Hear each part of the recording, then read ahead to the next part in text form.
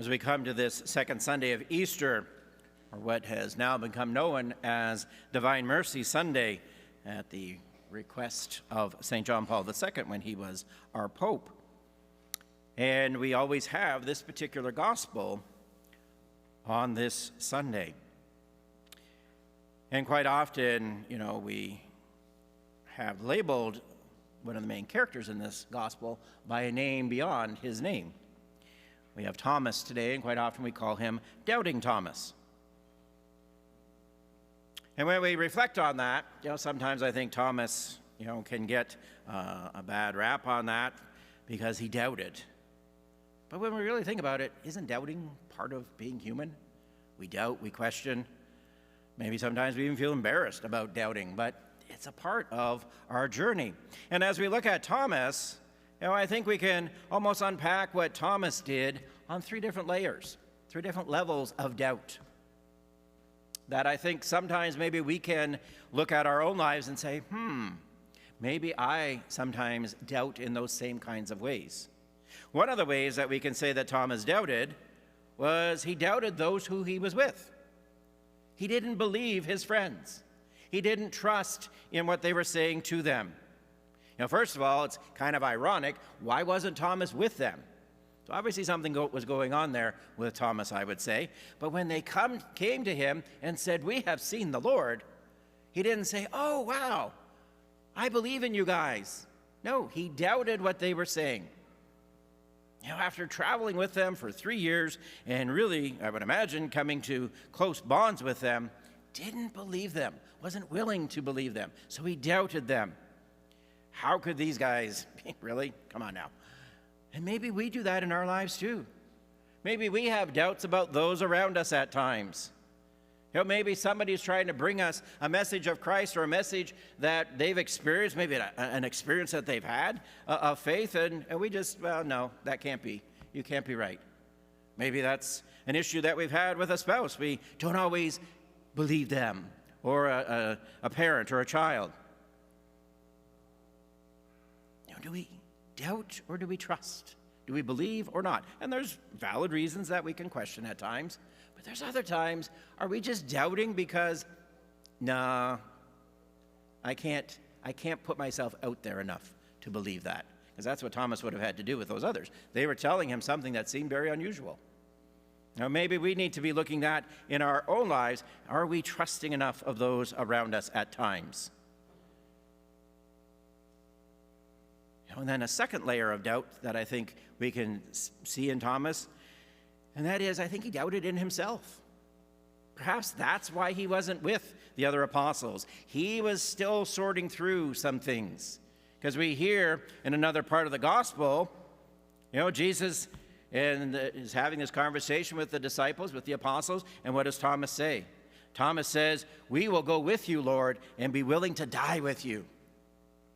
Good for Thomas. He was getting it. That's what Jesus was looking for, that kind of commitment. Brave Thomas. And yet, where was Thomas at the crucifixion? We don't hear his name listed at those who were at the foot of the cross. We don't hear him with Peter in the courtyard trying to see what was going on. We don't hear about him at all. So this man that had this bravado that said, "We're going to die with you," didn't. And so maybe he was doubting himself, and maybe that's why he went away and was off on his own.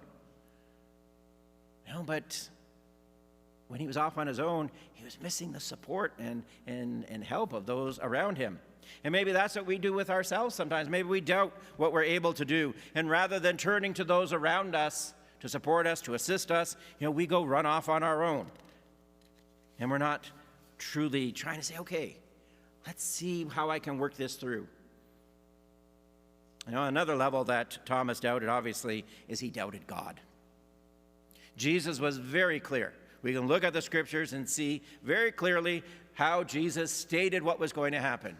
He didn't hide it. He said, "I'm going to be arrested, I'm going to be beaten, and I'm going to be crucified, die, and then I will rise again." Very clear. But obviously, Thomas doubted that. Because if he didn't doubt that, then when the apostles would have told him that, then he would have said, oh, great, he did what he said he was going to do. You know, maybe that's where we're at it sometimes too. We doubt God. We look at our lives and say, if God is God, then why am I going through what I'm going through? This should be different. I shouldn't be suffering in this way. I shouldn't have to deal with the death of a loved one in this way. I shouldn't have lost my job. I shouldn't be struggling to try and just meet the basic necessities in life if God is really God. And we can have those doubts, we can have those questions that happen in our lives. You know, and at the end of the day, I don't think doubts are bad. Or at least if I look at what happened in our gospel today, Jesus didn't say, hey, Thomas, you are a doubter. I don't want to have anything to do with you. We don't hear any judgment at all. Right away, Jesus says, come, put your finger here and see my hands. If that's what it's going to take for you to believe, then here you go. You know, with whatever you're struggling with, whatever doubts or questions or whatever are there, I want to be there for you. Jesus was willing to meet him where he was. And that's what Jesus does with each one of us, if we're willing to act on those doubts. If Thomas would have just said, okay, fine, I think you guys made up a story, I don't want to have anything to do with you anymore, and he kept running away, not good.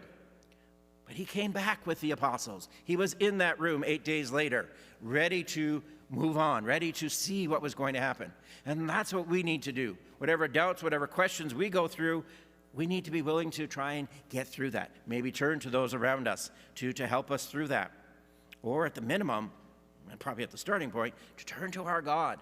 And that's the other element that we're celebrating today, Divine Mercy Sunday.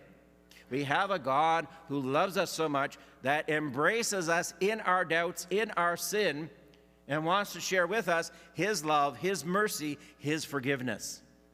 You know, the revelations that were given to St. Faustina back in the 1930s, you know, that Jesus revealed to her, and he wanted everyone else to know how much he loves us, cares for us, and doesn't want us to be in doubt, doesn't want us to be in sin, doesn't want us to feel abandoned or rejected or bad about ourselves. He wants us to know his love and his abundant mercy. That's why we call it Divine Mercy Sunday. We're sharing in, celebrating the great mercy of the divine that is being offered to each one of us. Jesus, just as he said multiple times in our gospel today, peace be with you. That's what his mercy offers to us. Whenever we're in the state of sin, whenever we're confused or doubting or whatever it might be, we're not at peace. It's all turmoil inside of us. And his mercy and his forgiveness, especially if we go to the sacrament of reconciliation, brings us that peace. That's what Jesus wants. When he says, peace be with you so many times, and we hear that in so many different encounters after the resurrection, it's a reminder for us that yes, our lives are not always peaceful, but Jesus wants to bring peace to them. And that's what this Sunday in particular is supposed to be reminding us of, that divine mercy. And one of the ways that we can enter into that divine mercy, you know, we're encouraged to go with what's called the ABC method. When it comes to divine mercy, there are three things. ABC. A, ask for his mercy. That's the first thing that we need to do. Ask for his mercy that he so willingly and so much wants to share with us. Bring it to prayer. Bring it to the sacraments. Ask God for his mercy. He wants to give it to you and I. But we need to ask. And then the second thing, and as people who have received his mercy after we have asked, the B is be merciful. In receiving his mercy, then we need to be merciful to other people. We need to share that mercy with others. And then the C is to completely trust in Jesus. If anybody is familiar with the image of the divine mercy, usually at the bottom it says, Jesus, I trust in you. That's what we need to do. We need to completely trust in him. And if we ask for his mercy, we're merciful with others, and we completely trust in him, then we will be at peace. Then we will not doubt in a way that turns us away from God. Those doubts will lead us to deeper questions to deepen our relationship with him. That's what we're being encouraged to reflect upon, or one of the things perhaps that we're being encouraged to reflect upon this weekend. Not to get caught up in doubts are bad. They're bad if we let them stay there. Let us turn those doubts into opportunities to seek further, to work together, to turn to our Lord, to seek his mercy, share his mercy, completely trust in him, so that we can be people like Thomas and say, "My Lord and my God," as we go forth as his pilgrims and as his disciples.